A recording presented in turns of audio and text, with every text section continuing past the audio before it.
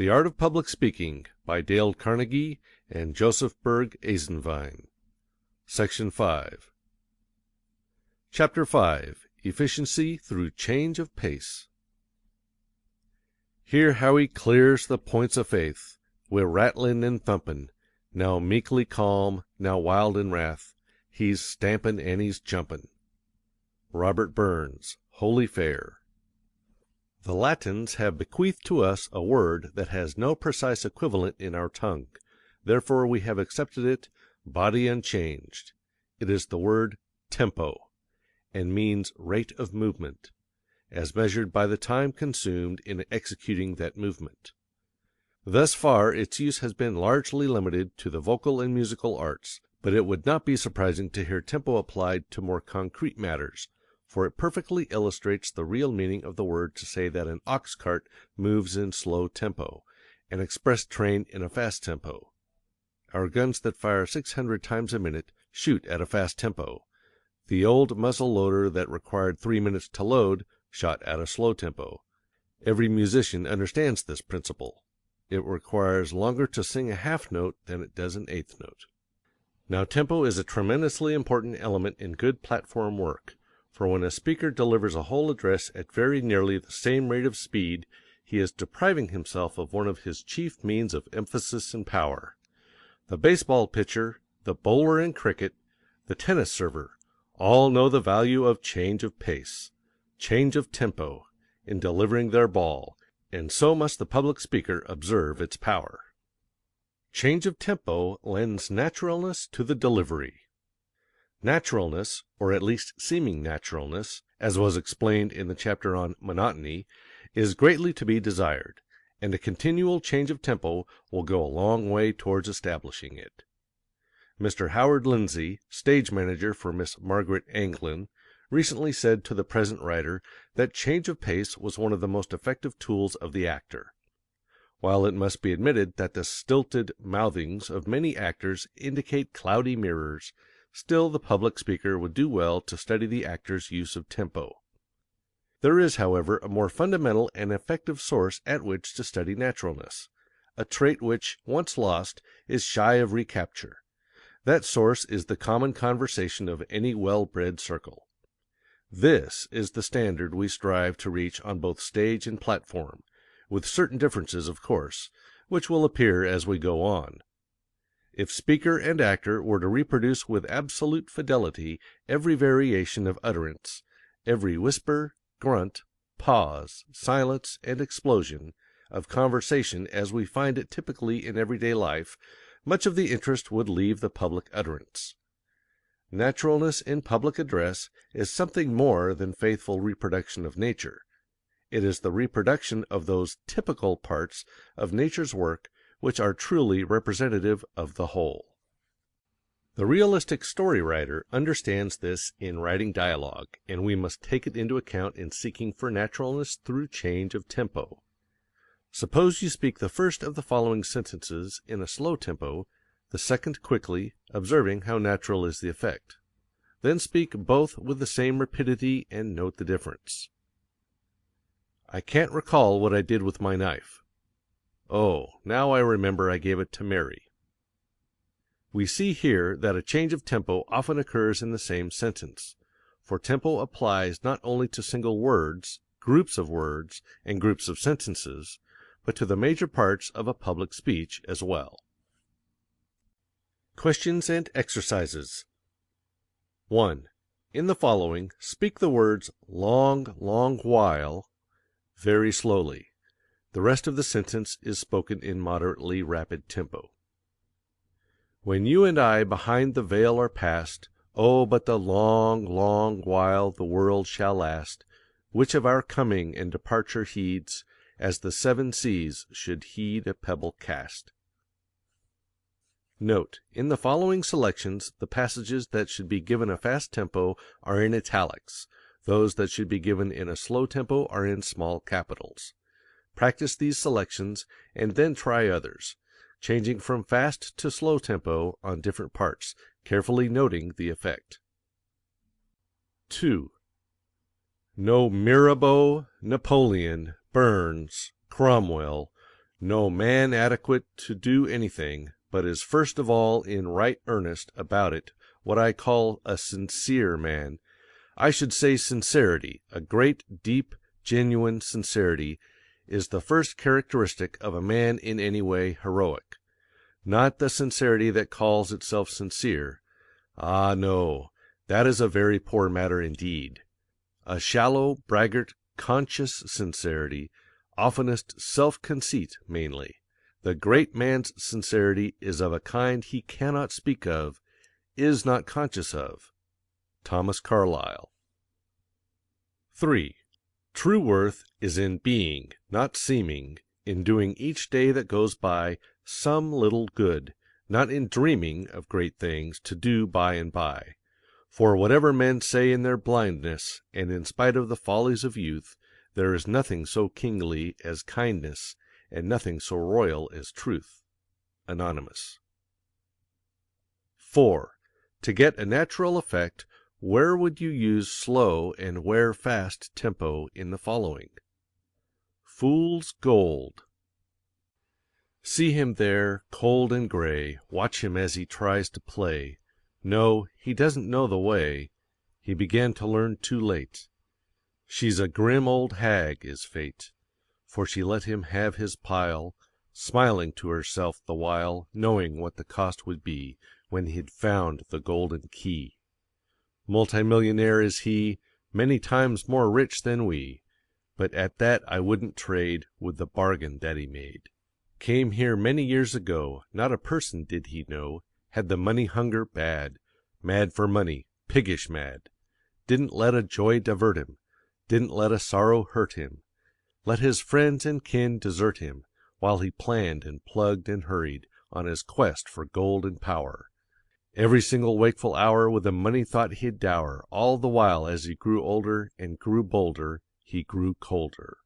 And he thought that some day he would take the time to play, but say, he was wrong. Life's a song in the spring.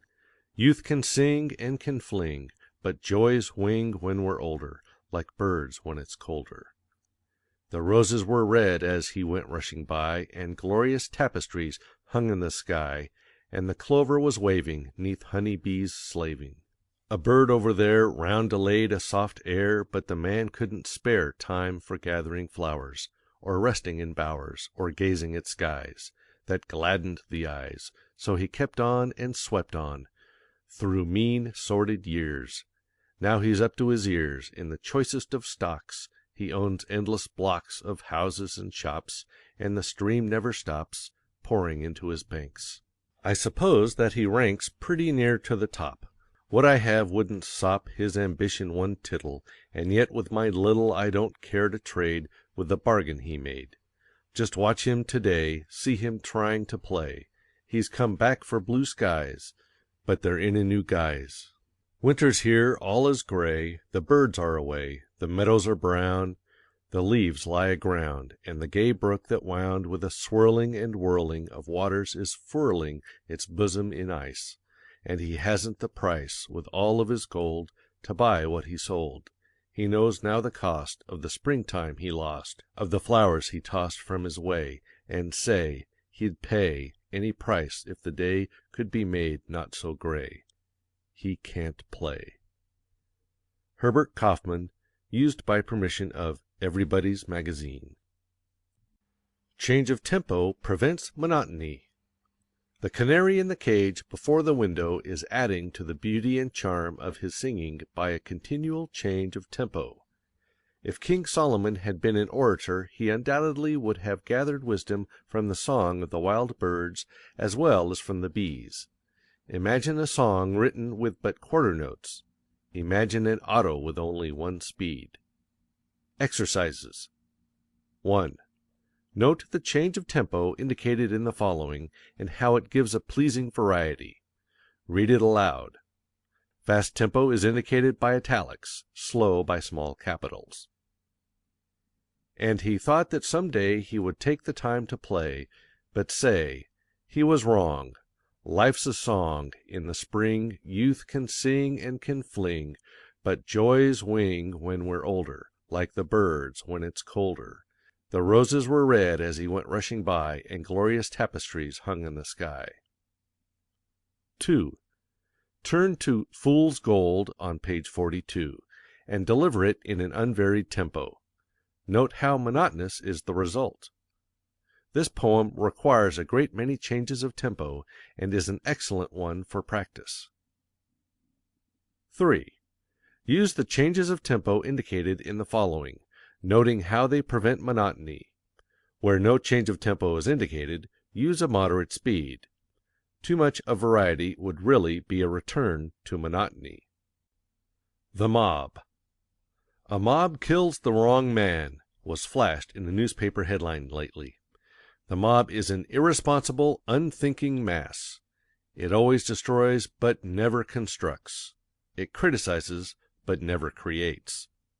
Utter a great truth and the mob will hate you. See how it condemned Dante to exile. Encounter the dangers of the unknown world for its benefit, and the mob will declare you crazy. It ridiculed Columbus, and for discovering a new world gave him prison and chains.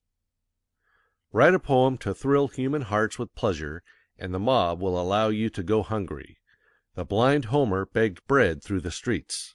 Invent a machine to save labor, and the mob will declare you its enemy.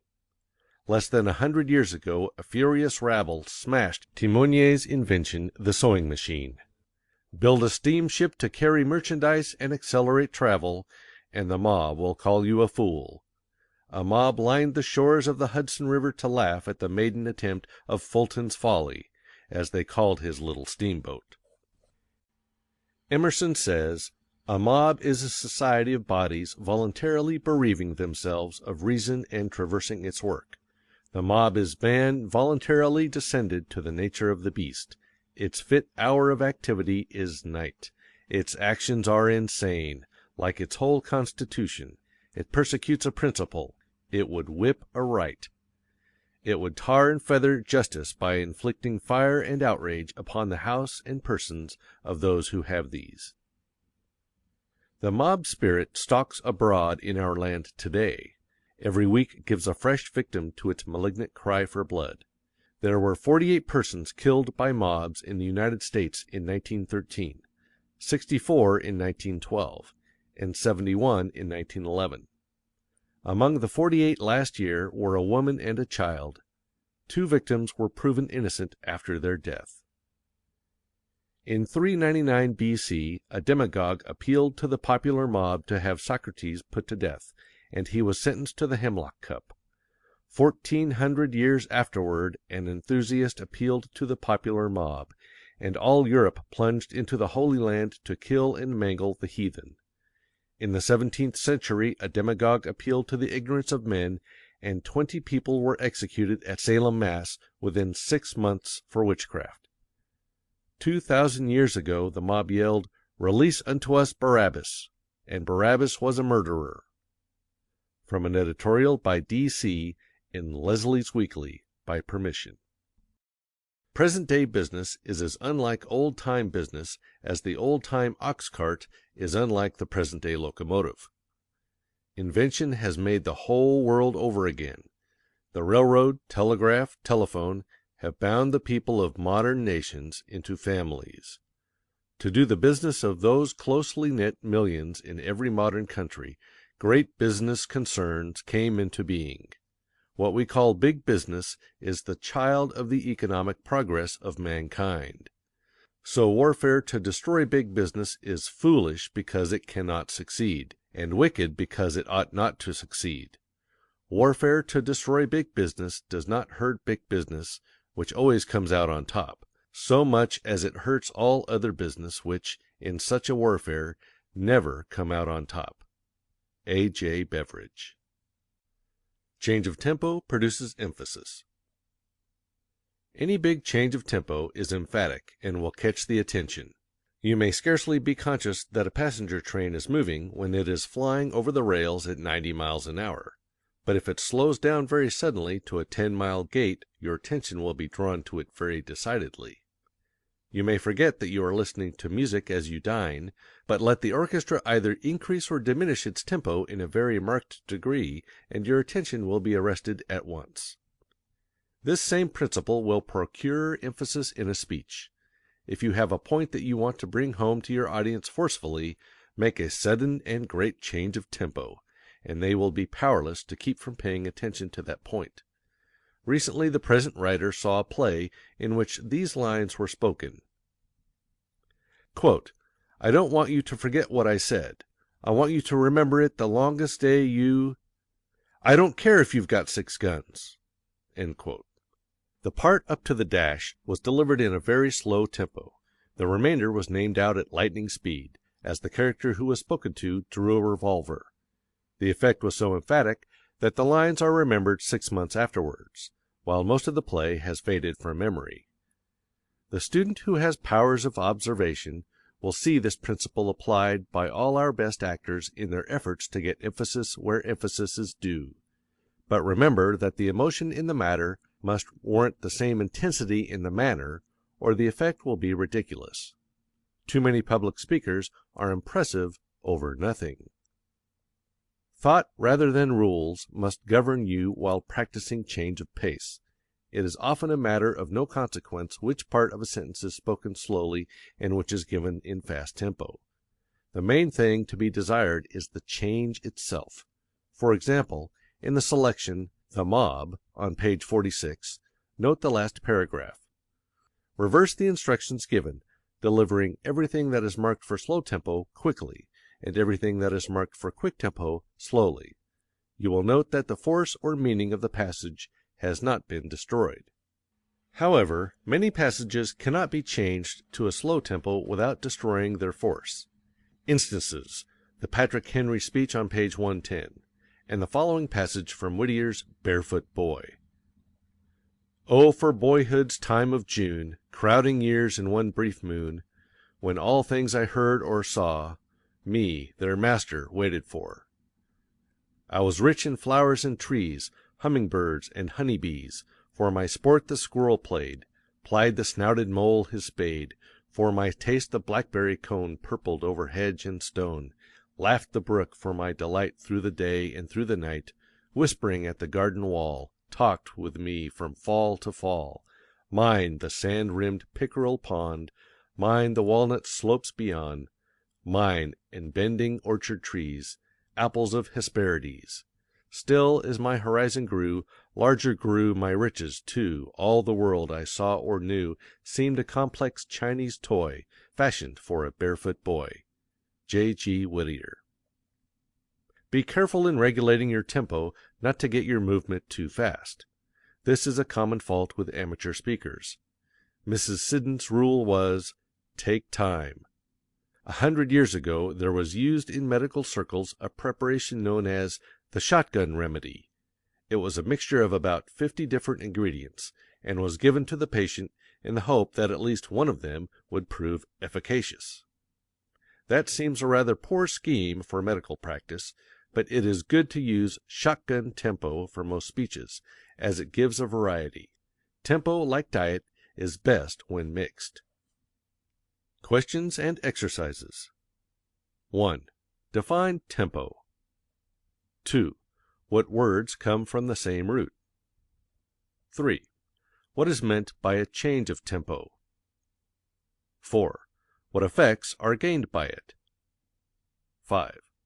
Name 3 methods of destroying monotony and gaining force in speaking. 6. Note the changes of tempo in a conversation or speech that you hear. Were they well made? Why?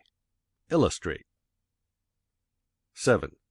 Read selections on pages 34, 35, 36, 37, and 38, paying careful attention to change of tempo. 8. As a rule, excitement, joy, or intense anger take a fast tempo, while sorrow and sentiments of great dignity or solemnity tend to a slow tempo.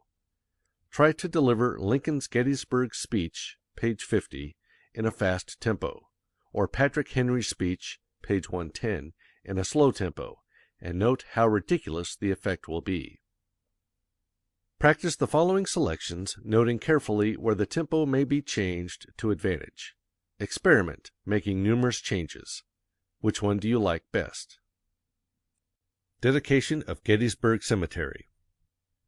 87 years ago, our fathers brought forth upon this continent a new nation, conceived in liberty, and dedicated to the proposition that all men are created equal.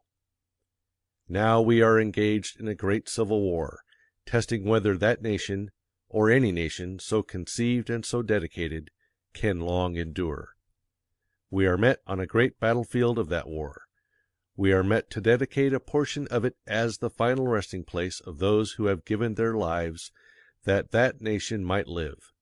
It is altogether fitting and proper that we should do this. But, in a larger sense, we cannot dedicate, we cannot consecrate, we cannot hallow this ground.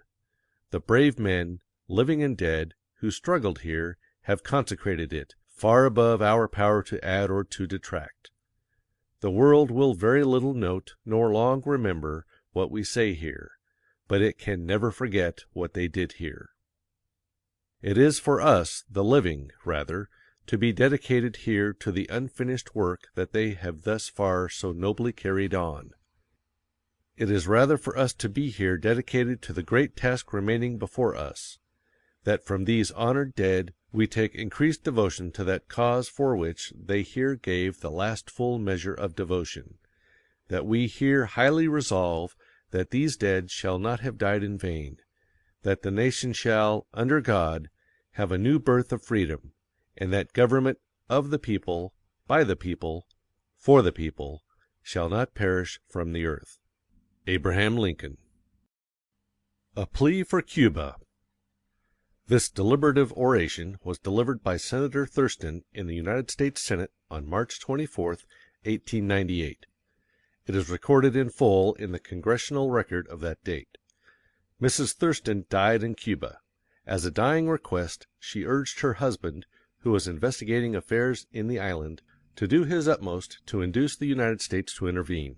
Hence this oration. Mr. President, I am here by command of silent lips to speak once and for all upon the Cuban situation. I shall endeavor to be honest, conservative, and just. I have no purpose to stir the public passion to any action not necessary and imperative to meet the duties and necessities of American responsibility, Christian humanity, and national honor. I would shirk this task if I could, but I dare not. I cannot satisfy my conscience except by speaking, and speaking now. I went to Cuba firmly believing that the condition of affairs there had been greatly exaggerated by the press, and my own efforts were directed in the first instance to the attempted exposure of these supposed exaggerations. There has undoubtedly been much sensationalism in the journalism of the time, but as to the condition of affairs in Cuba there has been no exaggeration, because exaggeration has been impossible.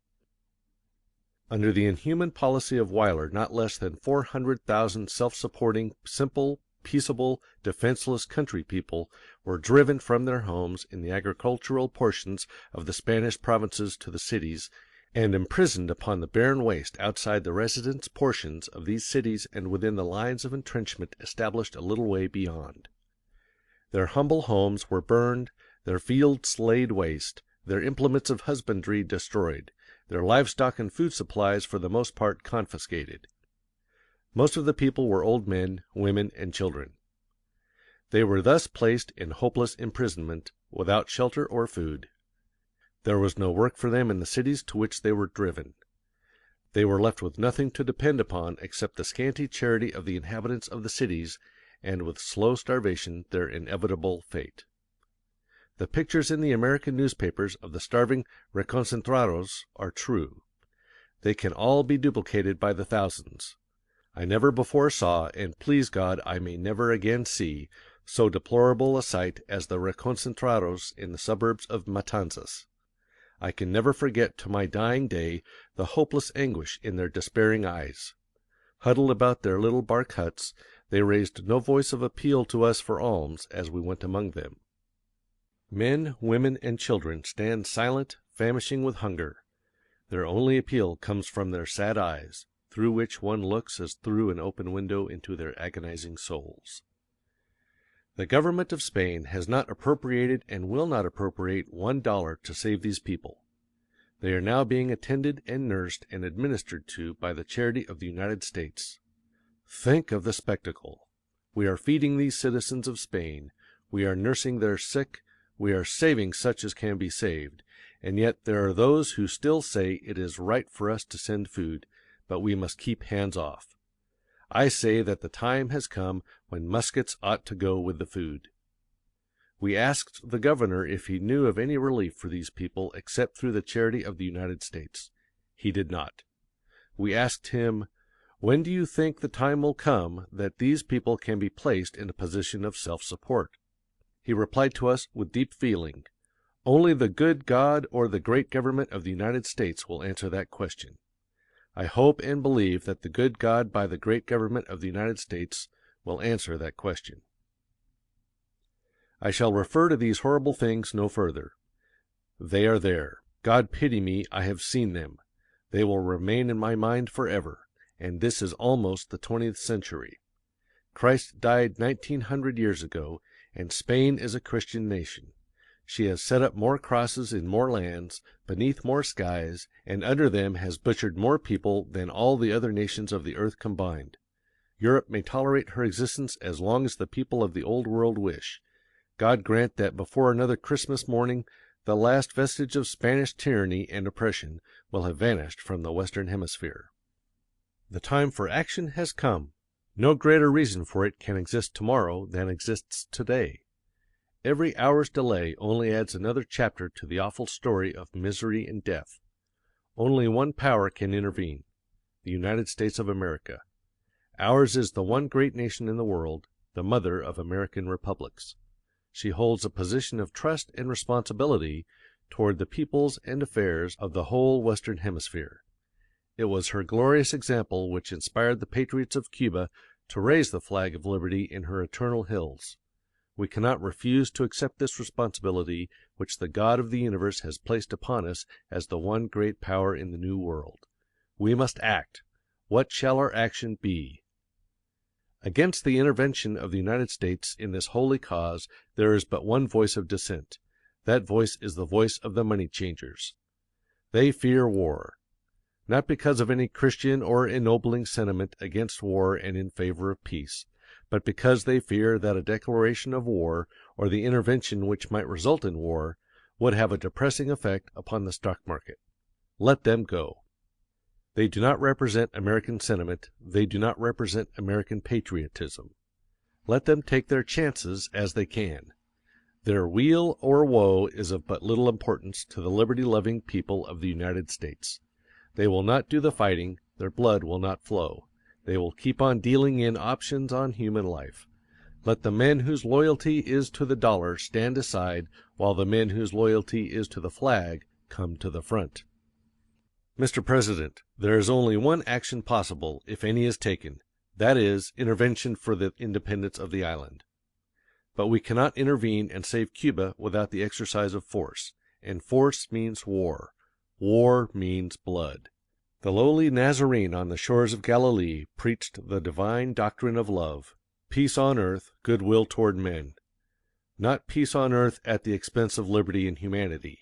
Not goodwill toward men who despoil, enslave, degrade, and starve to death their fellow men. I believe in the doctrine of Christ. I believe in the doctrine of peace. But, Mr. President, men must have liberty before there can come abiding peace. Intervention means force. Force means war. War means blood. But it will be God's force. When has a battle for humanity and liberty ever been won except by force? What barricade of wrong, injustice, and oppression has ever been carried except by force?